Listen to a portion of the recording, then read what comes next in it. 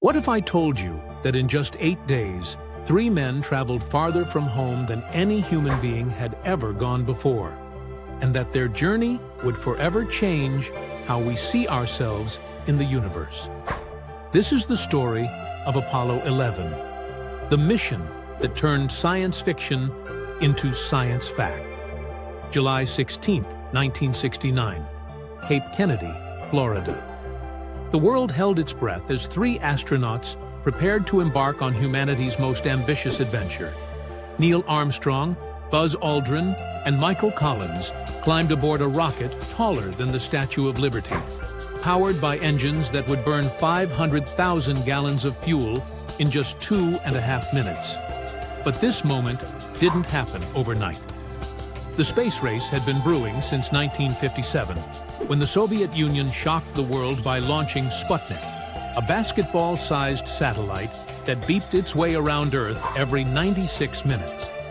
Suddenly, America realized they weren't the only technological superpower on the planet. President John F. Kennedy felt the pressure.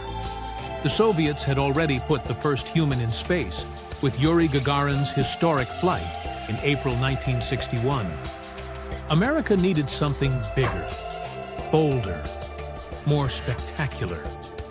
On May 25, 1961, Kennedy stood before Congress and made a promise that seemed impossible. I believe that this nation should commit itself to achieving the goal, before this decade is out, of landing a man on the moon and returning him safely to the Earth. The challenge was staggering. In 1961, America had managed exactly 15 minutes of human spaceflight experience. The moon was 240,000 miles away. No one knew if humans could survive in space for more than a few hours, let alone the 8 days required for a lunar mission. NASA threw everything they had at the problem. At the program's peak, over 400,000 people worked on Apollo across the United States. The budget consumed more than 4% of the entire federal spending. Factories churned out spacecraft components 24 hours a day. Universities developed new materials, new computers, new ways of thinking about navigation in the void of space. The learning curve was steep and sometimes deadly. In January 1967, Apollo 1 caught fire during a ground test, killing astronauts Gus Grissom, Ed White, and Roger Chaffee. The tragedy forced NASA to redesign the entire spacecraft, delaying the program by nearly 2 years. But they persevered. Apollo 8 proved humans could travel to the moon and back. Apollo 9 tested the lunar module in Earth orbit. Apollo 10 came within 9 miles of the lunar surface, close enough to scout the landing site for Apollo 11. Now, on that sweltering July morning in 1969, everything came down to 3 men. Neil Armstrong, the mission commander, was a test pilot who once ejected from an experimental aircraft just seconds before it crashed. His heart rate barely exceeded 85 beats per minute during the most stressful moments of the flight. Buzz Aldrin, the lunar module pilot, held a doctorate from MIT and had written his thesis on orbital rendezvous techniques. Michael Collins, the command module pilot, would orbit the moon alone while his crewmates made history on the surface. At 9:32 a.m. Eastern Time, the Saturn V rocket ignited. The sound was so loud that concrete chunks fell from the launch pad 3 miles away.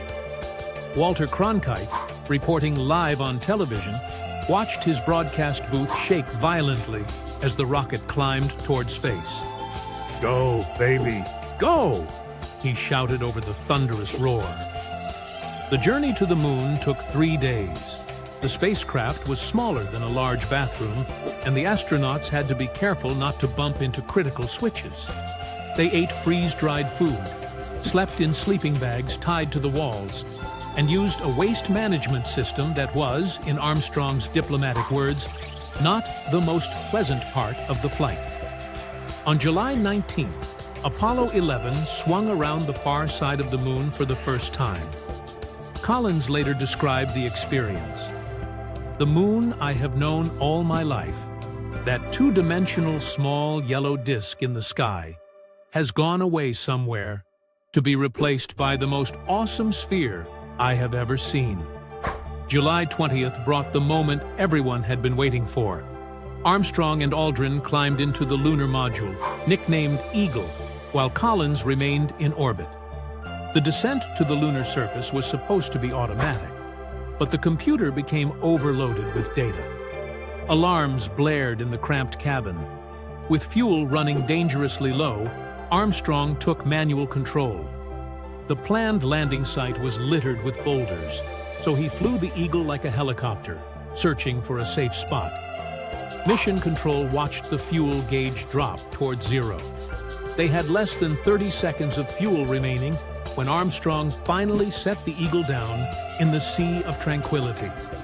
"Houston, Tranquility Base here. The Eagle has landed," Armstrong radioed back to Earth. In Mission Control, grown men wept with relief and joy. 6.5 hours later, Armstrong opened the Eagle's hatch and climbed down a 9-rung ladder. At the bottom, he paused and spoke words that would echo through history. "That's one small step for man, one giant leap for mankind." Actually, Armstrong intended to say, "one small step for a man," but the A was lost in the radio transmission. Buzz Aldrin joined him 20 minutes later, describing the lunar landscape as magnificent desolation. Together, they planted an American flag, collected rock samples, conducted experiments, and left behind a plaque reading, "Here men from the planet Earth first set foot upon the moon, July 1969 AD. We came in peace for all mankind." But perhaps the most profound moment came when they looked up and saw Earth hanging in the black sky like a blue marble. For the first time, humans could see their entire world as a single fragile sphere, floating in the cosmic void. The perspective was transformative. The astronauts spent 21 hours on the lunar surface before blasting off to rejoin Collins.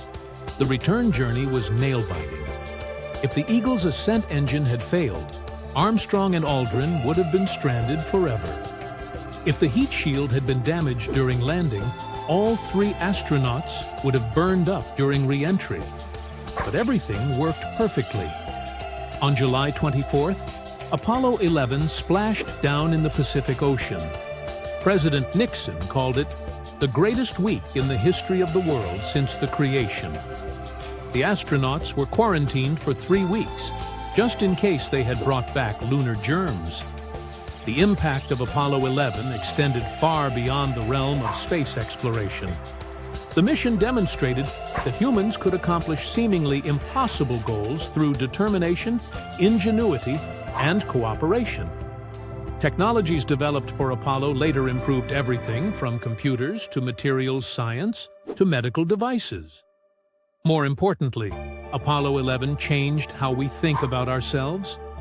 For the first time, humans had left their home planet and looked back at Earth from another world. We were no longer earthbound creatures, but a spacefaring species capable of exploring the cosmos.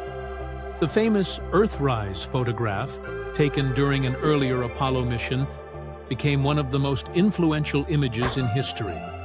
It showed our planet as a tiny, beautiful oasis in the vast darkness of space, with no visible borders or divisions. This perspective helped launch the environmental movement and gave birth to the concept of Spaceship Earth. Today, more than 50 years later, we're still living with the legacy of Apollo 11. The International Space Station orbits overhead with astronauts from multiple nations working together. Private companies are developing new spacecraft to return humans to the moon and eventually travel to Mars. The dream of becoming a multiplanetary species, once pure science fiction, now seems within reach. As we stand on the threshold of a new age of space exploration, it's worth remembering that it all began with 3 men, a powerful rocket, and an impossible dream that became reality in just 8 remarkable days.